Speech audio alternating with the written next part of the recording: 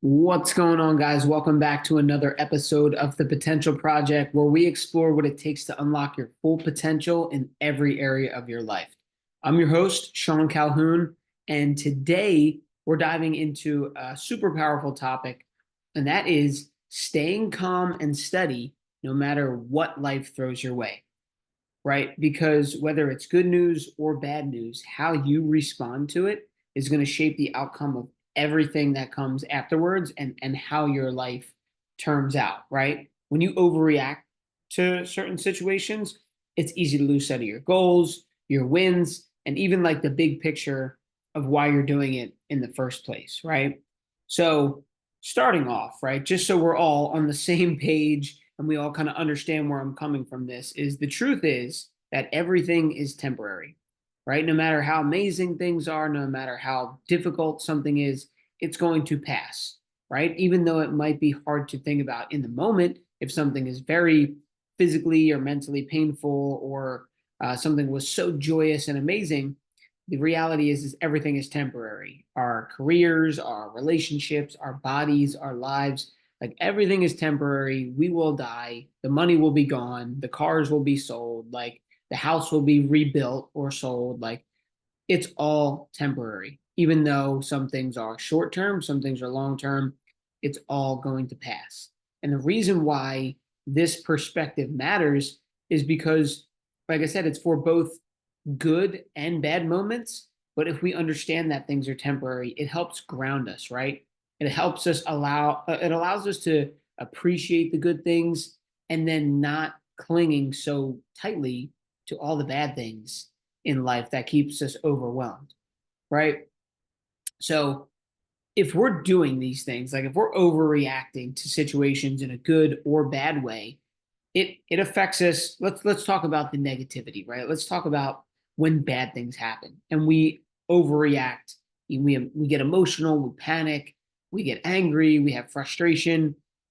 That's never going to help. It's just going to make things worse, right? Like if you are driving to work and there's traffic. Yeah, let's just use traffic for an example. You're driving to work, you have a 40-minute commute normally, but there's traffic and looks like it's going to take you an hour and 10 minutes to get to work. Well, if you take that situation and you start freaking out about it and honking your horn and cursing and screaming and firing yourself up, well, then when you actually do show up to work, your emotions and your state of being is going to keep you negative, right? So you're not going to be able to focus. You're going to be worried about what happened. You're maybe going to bypass an opportunity. You're going to come off as maybe rude or aggressive to someone because you're going to be rushing in the office, and you're like, I was so late this morning, and come off as rude. So it's going to have a negative spiral for the rest of the day sometimes. So some people can cut it off, but some people allow it to really affect the rest of their day or week or whole entire life, to be honest. I see people who allow negative situations that happened years and years and years ago. They still talk about it. It's like, what are we doing here, right? Like, let's get over it. Let's analyze it. Let's get over it and see how we can turn this thing around, right? But then on the flip side, there's overreacting to successes. And this isn't me trying to say that you shouldn't celebrate wins and acknowledge when your hard work pays off, but you don't want to allow that to be the pinnacle, right? Because your goals are always going to continue to go, and those things pass as well.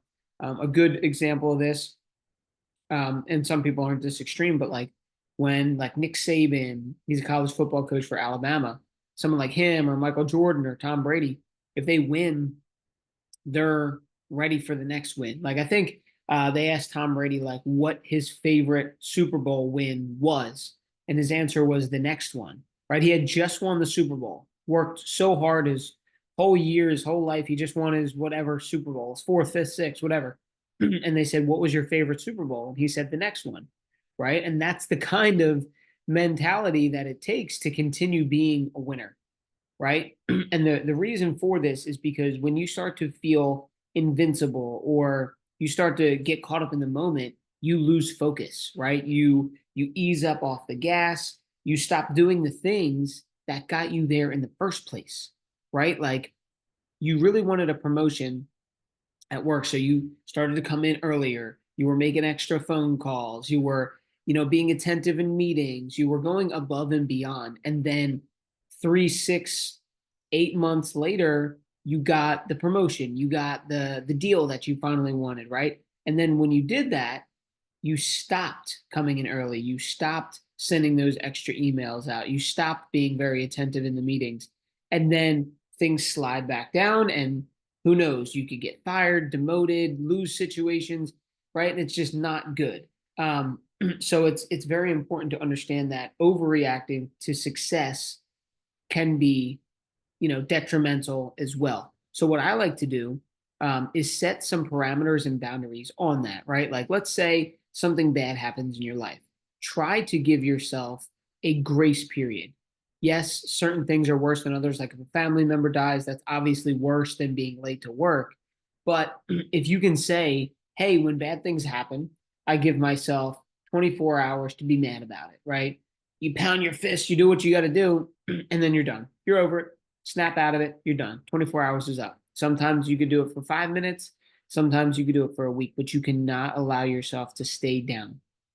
Same thing goes for successes, right? You win a championship in sports, you find the relationship, you get the promotion, you hit the profit goal you had, you hit the weight loss goal you had.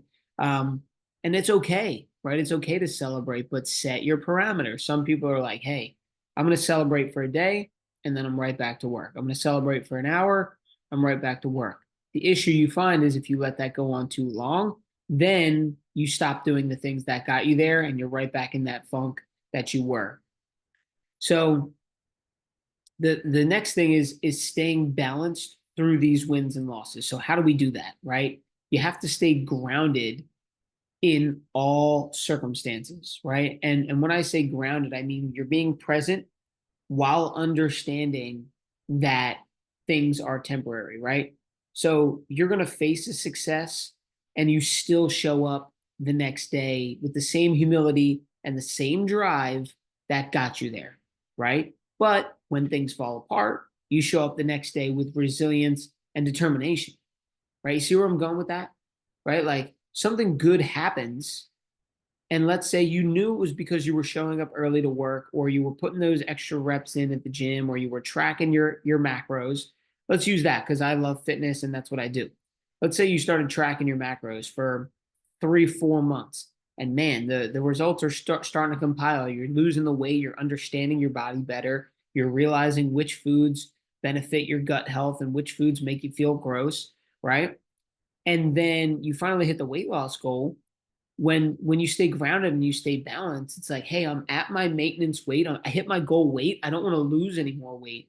But you're going to continue to track your calories and track your macros even after that, because you know that when you do that, you're in alignment with your goal. And you also, it's a better tool to let you know that, hey, when I eat these certain things, I feel this way, right? Like I don't necessarily want to gain or lose weight, but when I track, I can say, ooh, when I was eating dairy, my nose was really clogged up, and it impacted how well my sleep was. So let me go a couple days without dairy. I'm tracking that in my journal, and boom, look at that. It's like I'm sleeping better. My nose is clear. Is it because of that? I don't know. But when we're able to be on point and track these things, you're able to do a little bit of digging yourself, do a little bit of guess and check, and figure out what is going to lead you down the right path. It's going to allow you to be intuitive, and it's going to allow you to set higher goals. Right? When you stay balanced, when you face success, then boom, there you go. You're able to level up, and the things that you were doing when you first started will become not only habitual, but you'll have a system in place where it doesn't take as much power and time to do it. Like for the tracking food example, when you first start tracking food, you're not aware of it. So you're like, wow, let me set time before I eat. It's taking you a while to understand the app on how to track it.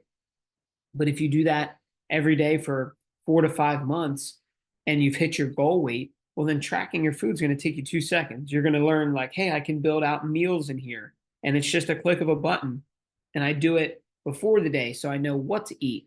And now the tracking that took you an hour to do every day is now taking you 30 seconds. And it's just a part of what you do, which will then allow you to get to a next level, right? That's how things happen, right? You just become more accustomed to them. You have built systems, you've built habits, and you've built routines in your life that the things that were once hard are now very easy. You can either simplify them or delegate them.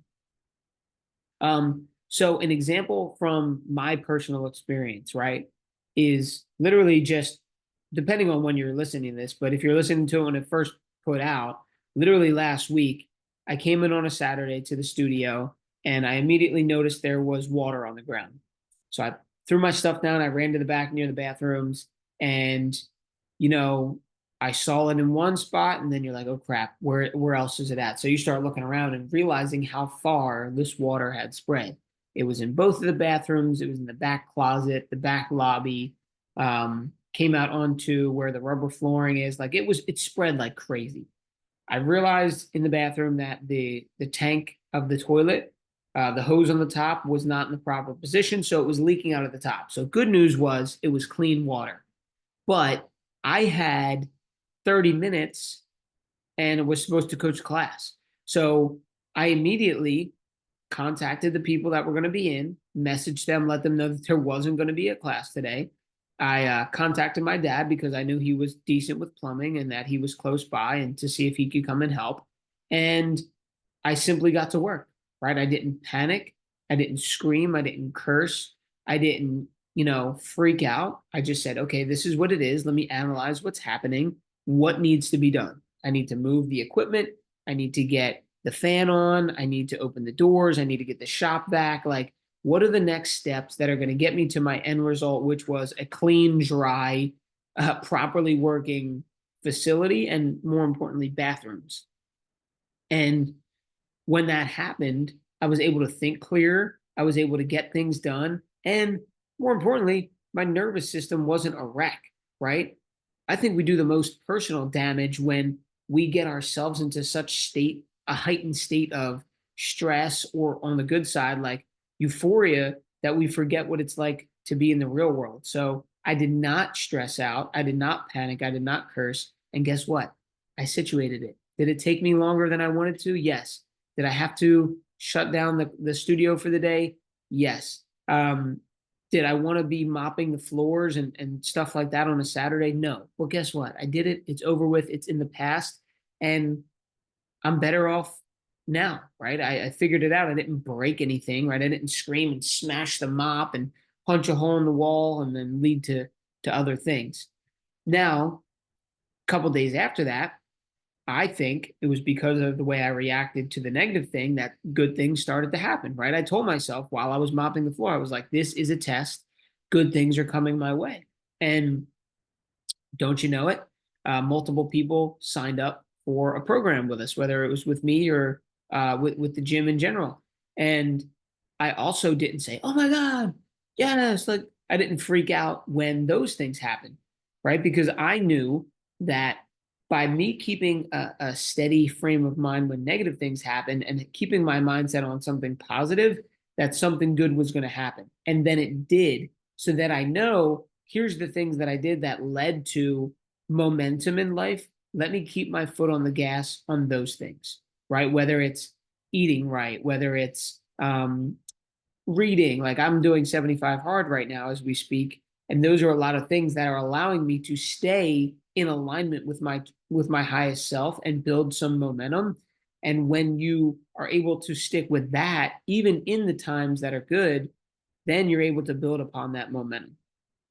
So, what's the importance in all this of keeping your eye on the goal, right? It's that when you have your why or your goal or your standards in place and they're on these long-term wins and the bigger picture, it allows you to stay calm in the moment and ensures that you're not going to derail yourself from achieving like your full potential or your goal in the moment. Like um, so let's go back to weight loss, right? For an example, if you are trying to lose weight, let's say it's 50 pounds, and you're doing good and you're losing some weight, and you are like, you know what, let me treat myself this weekend. Let me go have ice cream or whatever it is, and like just have a whole weekend of drinking and whatever, like doing the things that put you in the heavier weight in the first place. Um, when you have your eye on the big picture, on the, hey, I lost 10 pounds, but I really want to lose 50, it's going to stop you from that. And it's going to say, hey, eye on the prize. Let's stay on the path that we were doing and continue doing the habits and things throughout the day that led me to this 10-pound weight loss. I'm not saying don't celebrate wins along the way, but you need to realize if what you're doing is going to deter your progress or throw you off the rails completely. Like you if you have a weight loss goal of 50 pounds and you lose 10 of them on your way to 50, maybe a celebration looks like, hey, you go out to dinner instead of eating in, but you're going to somewhere healthy, or you post on social media about it and like acknowledge yourself that way, or um, you go do something fun, like you go to a Phillies to a baseball game or something like that. It doesn't have to be so detrimental. And it definitely, the celebration of that short-term win should definitely not be doing the things that got you in there in the first place, right? Like if someone is sober and they've been sober for a couple of years and they just hit their 4-year mark, they're not going to go celebrate with drinks, right? Like, so I know that's an extreme example, but the same thing goes for any other goal. Like you wouldn't do something to sabotage your success, is all I'm saying. So keeping your eye on the goal is very, very huge. So another thing you can do is to cultivate this calmness, right? What do you do to stay calm in the midst of good things and bad things? Well, you have to be self-aware, right? Simply being self-aware and catching yourself when you've started to overreact is the biggest, most important first step. It's like, okay, there's traffic. Normally, I freak out. But what I'm going to do is take 5 seconds, take a few deep breaths, and then change my mindset to know that the anger and the screaming doesn't solve anything. Boom, you acknowledged it. You were mindful about it. You were self aware, and you caused a better outcome. Another thing you could do is develop some routines, right? Whether it's journaling, taking a walk, talking in a mirror, doesn't matter, right? If you have a system in place that when your emotions get high on the good side or the bad side, if your emotions are high, what centers you? If you're able to pull out a journal and write about how you're feeling, hey, I just got this promotion at work, it's amazing. Um, I feel liberated. All my hard work is paying off. Write that down, and then you'll be able to see it and acknowledge it, but it's not going to allow you to veer off course because you're going to journal and you're going to say, hey, this is great, but I also realized that it was because of showing up early, making those 10 extra sales calls, and then you're kind of like more aware of what got you there in the first place, so then you can double those efforts and eliminate anything that wasn't helping you along the way. Then there's some daily habits that can keep you grounded, like meditation, exercise, or some gratitude, right? You don't have to write it in a journal, but you can simply calm down, take a deep breath, and think about some things that you're grateful for. Another thing you could do is text some people you're grateful for, like acknowledge them through a text. But I like to do personally exercise and meditation and walking. Walking is great for me, but meditation, putting on a guided meditation with the earphones, that keeps me grounded. Exercise keeps you in the moment because you're so focused on exerting energy and doing that movement properly that you don't really have time to think about anything else. And those walks, man, they just put you in a joyous mood. So it keeps yourself present, grounded, and ready to continue taking action, right? So to sum everything up, right? Everything is temporary, guys, both good and bad. And overreacting can make these situations worse. So whether it's good, bad, when you overreact, it throws you off track and it doesn't allow you to make things better or continue along the good. So I challenge you to just start by being aware, write things down, make a note, just step back from the situation and learn to not react, but you can respond to these situations where when something happens, you process it through your mind, you think about it, and you're not just a knee-jerk reaction with your emotions. You're responding to the situation and you're able to stay on track, whether it is something towards your goal in momentum, that's something joyous and good, and keep that riding that wave, or stop a negative situation from getting way worse.